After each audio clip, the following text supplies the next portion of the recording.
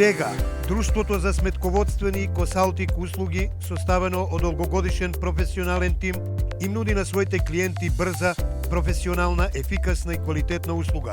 Достапни 24 часа во денот, 7 дена во неделата, Вега секогаш ја дава истата квалитетна услуга по поглед на сметководствената евиденција, анализа, даночна евиденција и даночен консалтинг, планирање и проекции, изготвување на бизнис план и инвестициона програма, следење на сите програми за грантови, субвенции и финансирани проекти. Вега секогаш на ваша услуга. Добар ден на македонскиот канал Нов Асном. Денеска се јавуваме од Белград, од професорскиот кабинет на професорот Бојан Димитриевиќ, бивш министер во владата на Република Србија до 2007 година, министер за трговија и професор на Белградската школа за пословност, пословната Белградска школа, професор по економија, геополитичар, економист и аналитичар. Благодарам што се одозвавте на нашиот повик и благодарам што овозможивте да бидеме ваш гостин во вашиот кабинет. Драго и мене, поздрав вашим гледалцима. Поздрав, дефинитивно. Измина уште една година, 2020 изминува, 2023, каде што Европа има санкции на Русија, а имаме исто така сумирани резултати во однос на економијата, што се случува во Европа, во НАТО земјите, Соединетите Американски држави и визави руската економија. Што може да сумираме во однос на економиите на глобалните играчи кои се инволвирани во украинската криза? Кој е победникот, кој е губитникот и што може да ни кажете за тоа? Kao što ste rekli, znači, ove tri grupacije, ako analiziramo, Rusija, Sjedinjene Države, Evropska unija, mi možemo da podvučemo neku privremenu crtu. Jer, nažalost, rat još uvek traje i ne možemo da govorimo o tome ko je konačni pobednik, a ko je konačni gubitnik. Ali paradoksalno je da u ovoj situaciji trenutno Rusija beleži bolje rezultate ili manje nepovoljne rezultate nego Evropska unija. Recimo, to je prva konstatacija. Ako bismo poredili te neke ključne pokazatelje, mi vidimo recimo da Rusija će verovatno oko blizu 3% ostvariti privredni rast.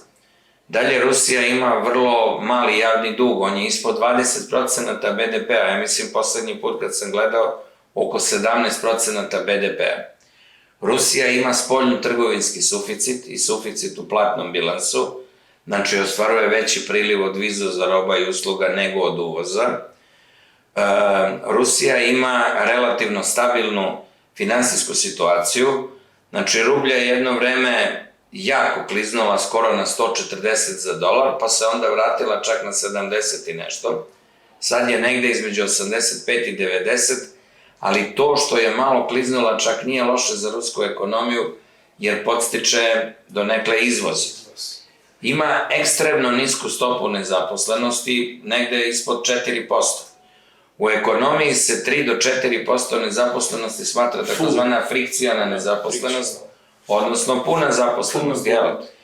I reklo bi se da je Rusija odolela onim glavnim izazovima sankcija zato što je sačuvala stabilnost rublja i finansijsku stabilnost. S druge strane, uspela je prilično da izmeni lance snabdevanja, tako da ona sad veći deo nafte i gasa usmerava ka Kini, Indiji i zemljama Dalekog istoka.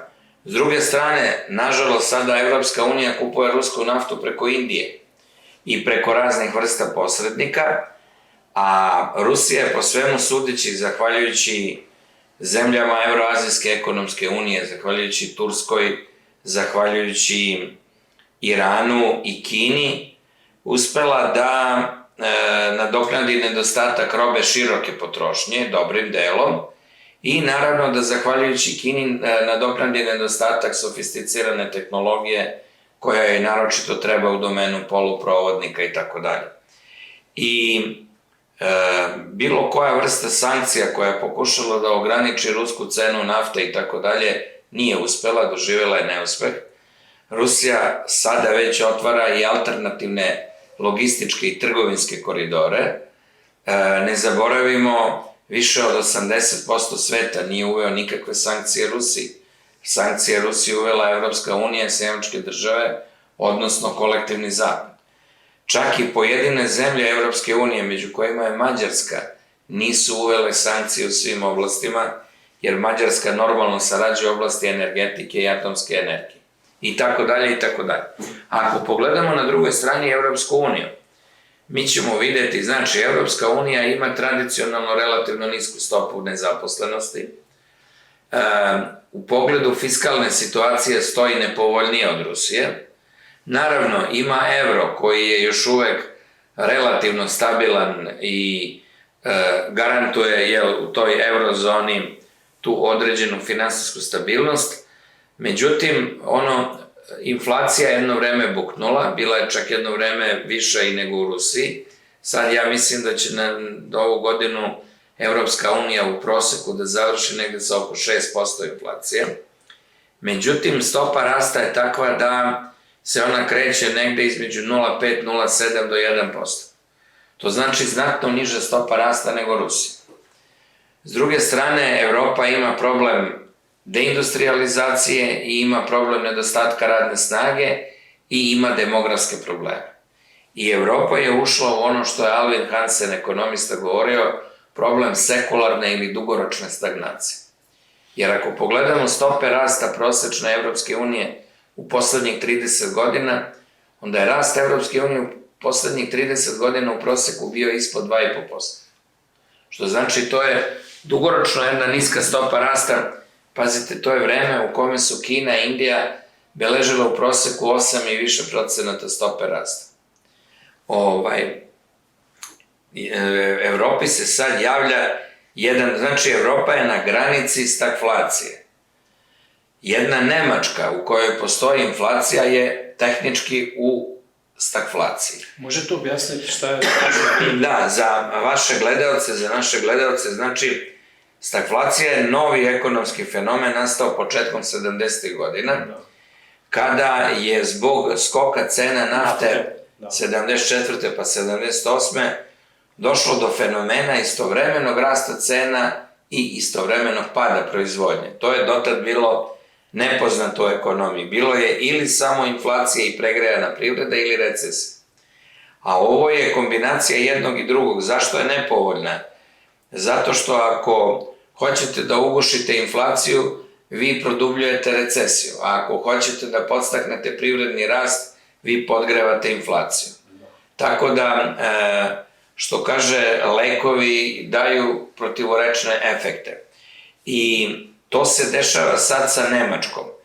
Nemačka je, reklo bi se, najveća žrtva problema koji su nastali oko sankcija i oko prekida ekonomske saradnje sa Rusijom, zato što je model nemačkog razvoja bio jeftini energenti, izvoz u Kinu i konkurentnost privrede zahvaljujući jeftinim energentima.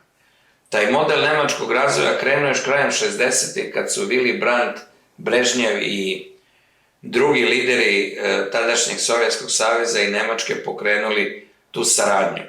Međutim, zaustavljanjem Severnog toka 1 i 2 i sankcijama u odnosu na naftu, Nemačka je izgubila jeftine energente. Šta mi sada vidimo u Nemačkoj? Mala i srednja preduzeća, povećava se broj bankrotstava.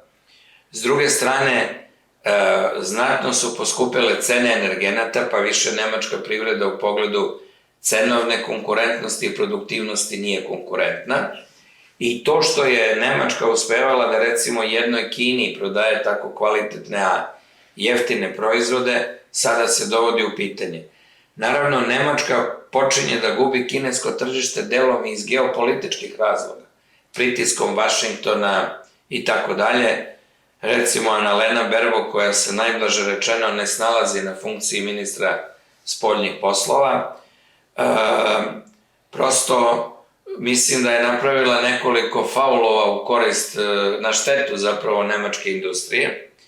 I reklo bi se da u Nemačkoj tinja jedan sukob između nemačkih industrijalaca i političara, ali naravno toliko je jak taj američki geopolitički pritisak da Nemačka nije u stanju da vodi samostalnu spoljnu politiku i samostalnu bezbednostnu politiku.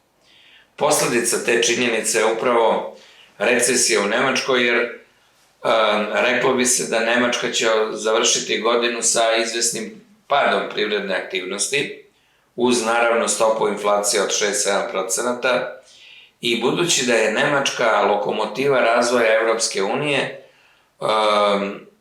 naravno štetu plaćaju i zemlje kao što je Italija, koja je takođe zavisila od ruskih energenata, delimično Mađarska koja se izvukla iz tog stiska, Slovačka i tako dalje. Znači, ove dve zemlje uz Francusku, znači Nemačka, Italija i Francuska su zapravo centralni deo Evropske unije i u privrednom i u geopolitičkom smislu, to se odražava i na Evropsku uniju. Prema tome, šta možemo videti? U narednih 10 godina Evropskoj uniji će biti nemoguće da nadomesti ovaj mehanizam ruskih energenata. Nažalost, u narednih 5 godina nije izvesno da će se situacija politički i ekonomski normalizovati, tako da mi možemo da očekujemo dalje usporavanje Evropske unije. Već sada vidimo, ako to malo poredimo, Sjedinjene Države će imati stopu rasta veću od 3%, imaće, mislim, inflaciju negde na sličnom nivou, SAD takođe imaju stopu nezaposlenosti 7-8, ispod 10%. Amerika ima jedan drugi problem, to je ta velika zaduženost koja dovodi u pitanje poziciju dolara kao svetske rezervne valute. I to je, moglo bi da se desi, znači da Amerika na neki srednji i dugi rok bude gubitnik, jer mi već sada vidimo da procenat onih koji koriste dolar kao svetsku rezervnu valutu sa nekih 80% pao je na oko 60%, a sad već pada ispod 55%. I na kraju ćemo doći do toga da će samo kolektivni zapad da koristi dolar. Ali jednog trenutka može da se desi da i to prestanu ukoliko Kina zadovolji one uslove konvertibilnosti i tako dalje. Pazite, naravno, procene OECD-a kažu da do 2060. godine će Indija i Kina učestvovati sa više od 50% u svetskom BDP-u, a Evropska unija će da padne ispod 6%. Znači, to je jedan neminovan proces, tako sada stoje stvari. Ali, naravno, čini mi se da je proces dedolarizacije značajno ubrzan, jer težnja Amerike da koristi dolar i sankcije i SWIFT kao platni sistem, kao sredstvo geopolitičkog pritiska na one koji ne slušaju Ameriku, prosto ostavlja ubrzane posledice. I mnoge zemlje juga, mnoge zemlje Latinske Amerike, mnoge bogate zemlje Azije i zemlje koje sada su članice BRICS-a ili teže ka BRICS-u, prosto sve više izbegavaju dolar. I to će biti problem za Ameriku. Inače, gledano po parametrima produktivnosti i konkurentnosti, Amerika je već značajno prestigla Evropu i u poslednjih 30 godina, znači, imala je više stope rasta, imala je bolju konkurentnost i imala je povoljnije pokazatelje životnog standarda koji je rastao značajnije u odnosu na Evropu. Znači, Evropa sve više zaostaje za Sjedinjenim Američkim Državama. To je ako analiziramo ekonomsku situaciju. Naravno, geopolitička situacija će možda biti deo nekog vašeg novog pitanja i tako dalje. Apsolutno, to je sledno vprašanje. Da li ova situacija nepovoljna ekonomski na Evropskата unija ќе влијае да имаме разлика во нивната политика во однос на војната во Украина и Русија.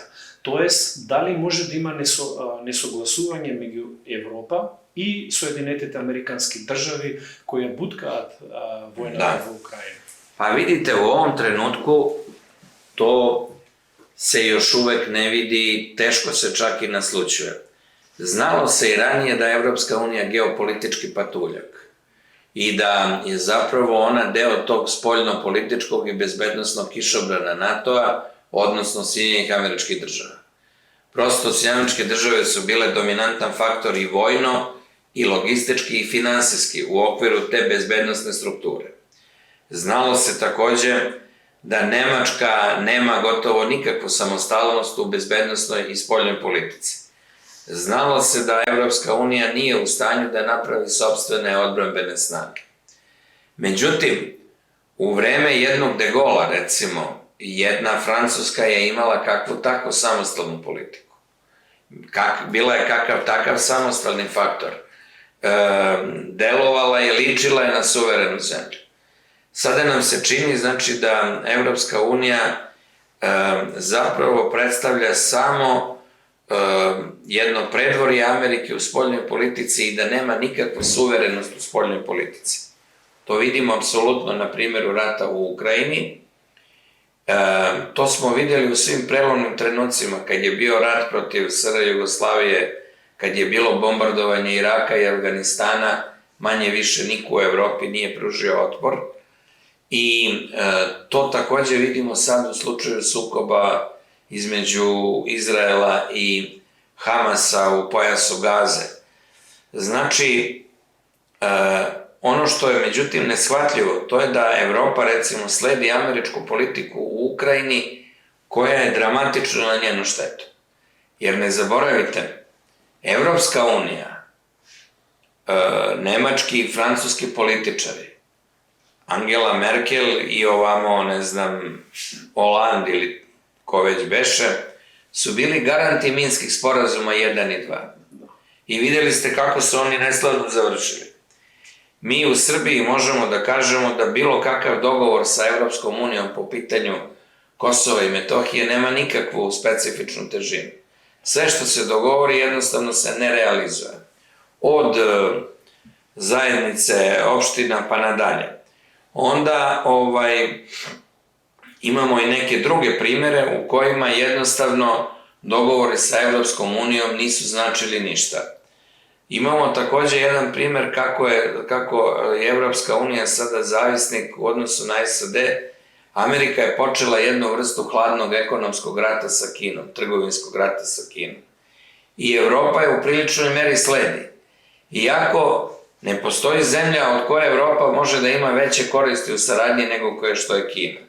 Što zbog njihovog mega projekta Pojas i put svile, što zbog ogromnih investicija koje Kina ima i može da realizuje, što zbog enormno velikog kineskog tržišta na kome mogu da plasiraju mnoge evropske zemlje, od Nemačke preko Francuske, Italije, Holandije i tako dalje. I zaista je neshvatljivo da Evropa nije u stanju da tu sledi svoje interese, nego da čak i u geopolitičkom sukobu sa Kinom ona prilično slepo sledi interese SAD-a. Sada, naravno, pazite, vi ste videli u kojoj meri je Evropska unija postala geopolitički patuljak. Kada je Josep Borrell, a on svakako nije najsrećnije rešenje za Evropsku uniju, da ne upotrebim neki teži izraz, kada je hteo da napravi razgovor sa ministrom spoljnih poslova Izraela, ovaj ga je otkačio kao 13. prase, jednostavno nije hteo da razgovara sa ministrom spoljnih poslova Evropske unije. Pa ste, Evropska unija predstavlja grupaciju od koliko beše 25-26 zemalja sa 400 i nešto miliona stanovnika i sa kao blok drugim po veličini ili trećim po veličini BDP-om, znači SAD, Kina i Evropska unija. I to ministru spoljnih poslova Izraela nije značilo ništa. On je jednostavno rekao Borelju, nije nam vreme za filozofiranje i za prazne razgovore. To je sada spoljno-politička pozicija Evropske unije. Ona je u priličnoj meri izgubila svoju suverenost i cena koju će zato da plaća bit će njeno ekonomsko zaostajanje. Ali ne samo ekonomsko zaostajanje, nego pazite, ako Rusija izađe kao konačni pobednik iz rata u Ukrajini, onda nova bezbednosna arhitektura Evrope može da bude samo na štetu zemalja Evropske unije. jer to će dovoditi u pitanje i poziciju NATO-a i kredibilitet NATO-a i šta onda Evropska unija može da postane? Opet može da postane jedan geopolitički patuljak koji će zavisiti od dogovora Rusije i SAD-a ili od dogovora Rusije, SAD-a i Kine. A pazite, na dugi rok, ako nemate, ljudi kažu ekonomska moć je osnova svega, ma nije sasvim tačno. Vi morate da budete pre svega politički i vojno suvereni. Ako ste politički i vojno suvereni, vi možete da gradite i ekonomski suverenitet. Ako niste vojno suvereni, vi ćete vrlo brzo da urušite i svoj ekonomski suverenitet i evo to se pokazuje na primjeru Evropske unije. Да.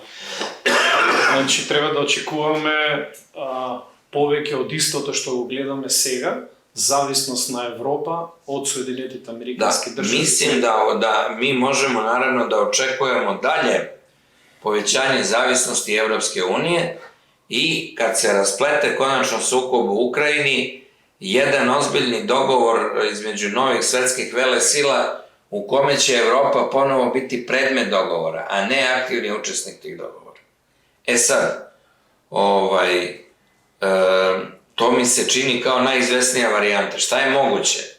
Mi vidimo da postoje određena ostrvca u Evropskoj uniji koja ispoljavaju određenu suverenu politiku. To je Mađarska, nesumnjivo. To i sad počinje u izvesnoj meri da bude Slovačka. Isto i u... Poljska, da nije toliko rusofobna, bi bila vrlo protiv sadašnje politike Evropske unije.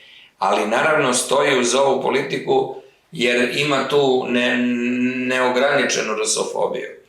Onda, vi vidite šta se sad desilo u Holandiji. U Holandiji postoji mogućnost da najmanje poželjni političar formira vladu. Nisam siguran da će on to uspeti, jer će biti strahoviti pritisak.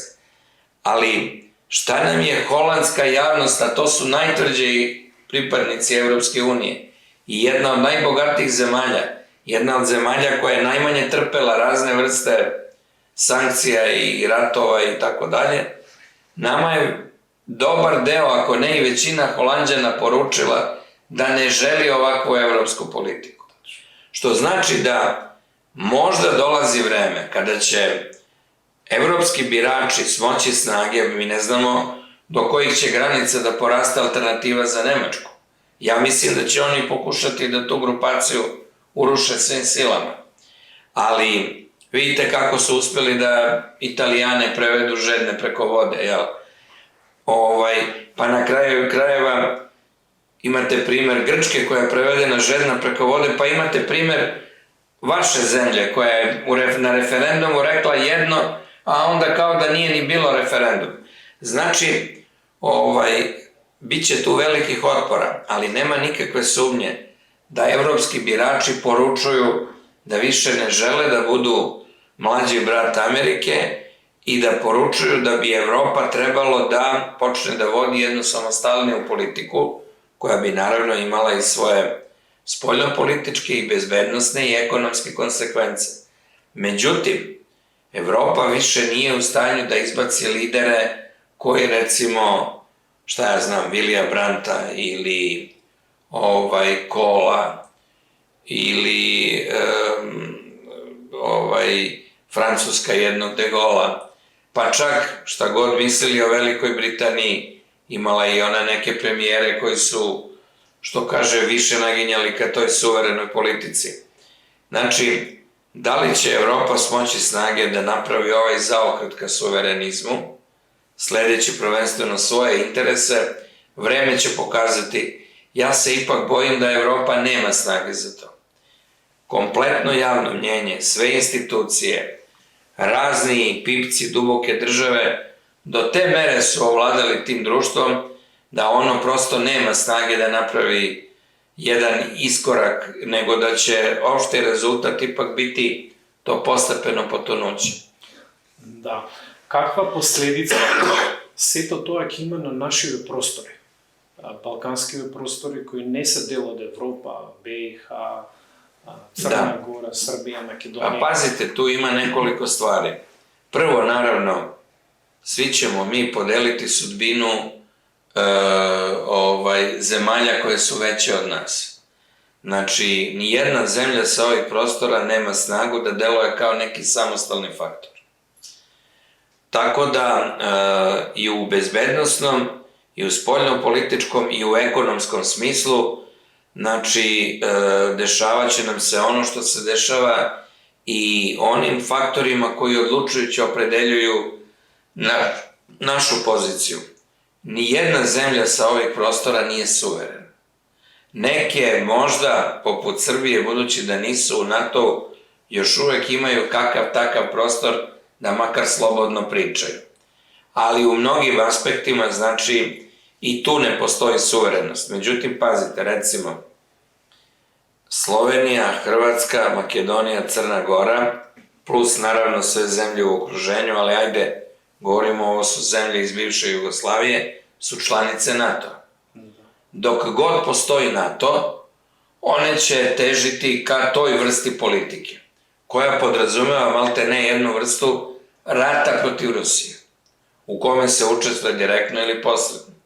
Šalje se naoružanje Ukrajini, šalje se municija, logistika, finansijska podrška, ko zna, možda će doći vreme da počnu da se šalju i vojnici. Mislim da za to Evropa i NATO nema snage, ali hoću da kažem da su zemlje NATO-a de facto direktno ili indirektno u ratu sa Rusijom.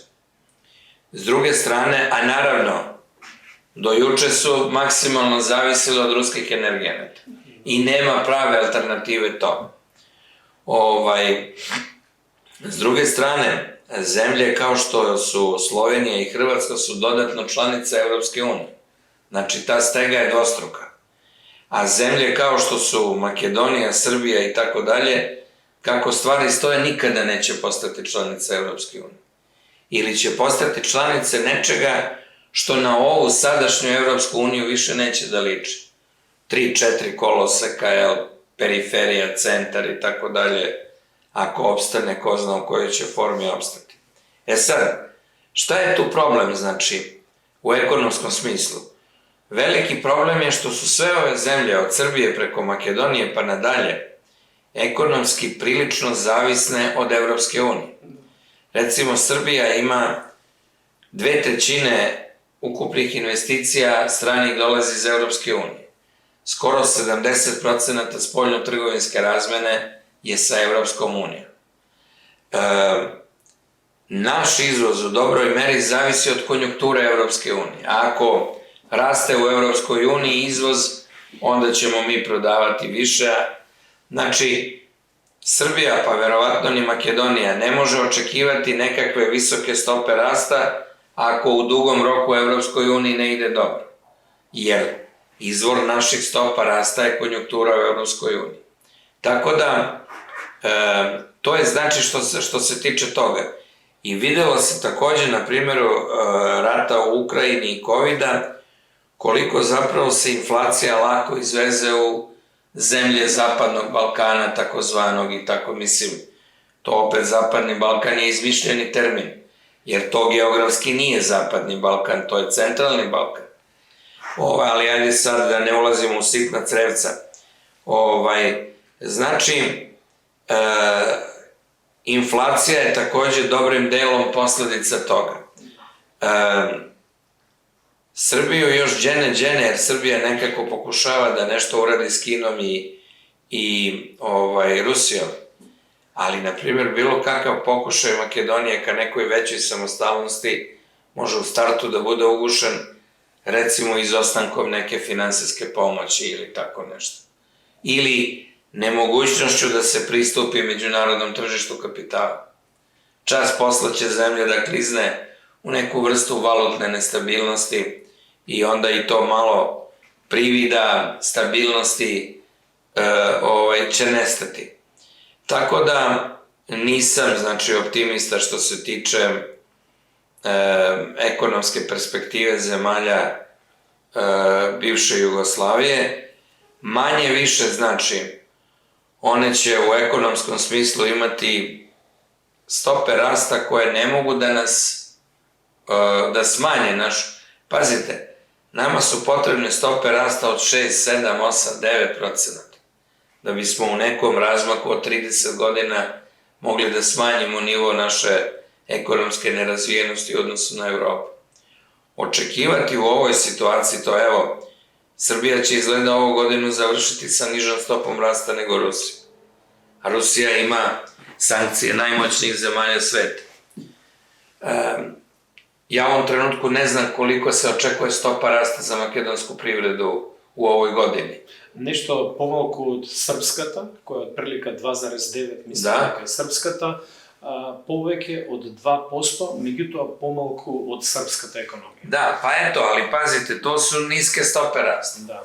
Tu ne možemo očekivati nekakav ubrzani rast i razvoj, nekakvo značajno poboljšanje položaja, a pogotovo ne da možemo da očekujemo smanjivanje razlika u odnosu na bogatije zemlje. Tako da mislim da je to jedno tavorenje koje će se produžiti. Што мислите во овие услови кои ги вие објаснивте многу добро, кои се сет на економски мерки што нашите држави треба да ги имплементираат, од една страна да се заштитат од влијанието кое е релативно негативно и визави Европската Унија, а од друга страна за да можеме да имаме поголем раст во однос на Европската Унија. Da, pa pazite... Koje je rešението на седмица? Rešenja postoje teorijski, ali ovde nije problem u tome da li mi znamo u kom pravcu možemo da se krećemo, nego da li će nam to biti dozvoljeno. Vidite, vi imate da je neko odlučio, nekakva duboka država u formi rimskog kluba ili kako god, da nećete više imati industrializaciju, nego da je sada na sceni deindustrializacija, niske ili nulte stope rasta, smanjivanje svetskog stanovništva na takozvanu zlatnu milijardu, nedozvoljavanje zemljama trećeg sveta da se ubrzano ekonomski razvijaju. I onda čitav taj model primenjen je i na bivšu Jugoslaviju, što uz pomoć ratova, što uz pomoć unutrašnjih sukoba, što uz pomoć spoljnih pritisaka. I ja mislim da bi jedna zemlja mogla ekonomski da se razvija kako ona hoće, ona mora da ima ekonomsku suverenost. A da bi mogla da ima ekonomsku suverenost, ona mora da ima političku suverenost. Bez političke i ekonomske suverenosti nijedna zemlja neće moći da samostalno realizuje određene preporuke ekonomske politike. Prema tome, džabe mi to pričamo ukoliko to ne možemo da izvršimo. Zemlje Evropske unije, vidite koliko borbe jedna Mađarska koja je vrlo ozbiljna i velika država i ekonomski dosta dobro stojeća država, koliko ona jednu rovovsku borbu vodi sa briselskom administracijom. Znate kakva je onda šansa Srbije ili recimo Makedonije u odnosu na jednu Mađarsku da se suprotstavi ovim zemljama i da pokuša neku samostalnu politiku. Zvuči surovo, ali u ovom trenutku je tako. Stvari mogu vrlo brzo da se promene, nije to sad nešto što mi sad treba da sečemo vene ili da gledamo da će to večno tako trajati. Možda dolazi, ja mislim, ubeđen sam da dolazi vreme multipolarnosti i ravnopravnijih međunarodnih ekonomskih odnosa. Ali, što kaže, moramo da budemo mnogo strpljivi dok malo ne grane sunce u tom pravcu. Znači, šta bi bila ta neka politika? Svakako, to bi bila politika, znači, u kojoj bi morali da se okrenemo ka rastu. A okretanje ka rastu znači i mnogo više novca i pažnje posvećeno ka investicijama u infrastrukturu, ka državnim investicijama generalno, ka investicijama i ulaganjima u nauku, istraživanje, razvoj, inovacije i podsticanje domaćeg preduzetništva. To su radile sve zemlje koje su ekonomski imale ubrzani rast. Singapur, Južna Koreja, Vijetnam, Kina, Indija i tako dalje. ali naravno Kini, Indiji, pa i Južnoj Koreji je mnogo lakše da to radi nego Srbiji i Makedoniji. U tom kontekstu onda važne su strane direktne investicije, ali mnogo je važno podstaći domaće preduzetništvo i domaće investicije i domaći privatni sektor. U tom kontekstu sve zemlje bi trebalo da mnogo više se oslanjaju na sopstvenu monetarnu politiku. To rade Kina i Indija, koriste svoju centralnu banku da bi podstakle privredni rast. A to u ovom trenutku ni Srbiji ni Makedoniji ne bi bilo dozvoljeno. Dalje, i Srbija i Makedonija, ja sad mogu da govorim prvenstveno za Srbiju, bi u još većoj meri morala da se poveže i sa nekim drugim zemljama i sa nekim drugim grupacijama, a ne samo EU. Znači, to je Rusija zbog energenata i zbog tržišta, to je Kina zbog ogromnih investicija, to su zemlje BRICS-a i tako dalje i tako dalje. Vidite, čim Srbija pokuša da se približi malo Rusiji i Kini, oni kažu maligni ruski uticaj, a odjedanput sad i saradnja sa Kinom postaje nekakvo veliko zlo. Tako da u takvim okolnostima sve to što bi moglo da se uradi je jako teško. I znači, naravno, mora se pokušavati, mora se težiti ka tome koliko je god moguće, ali mislim da još uvek nije vreme za pravo razvojnu politiku. Благодарам, професоре Димитриевич, за вашето убаво излагање. Благодарам што не следевте во овој интересен разговор од професорскиот кабинет на професорот Димитриевич. Поздрав од Белград, до следното видување.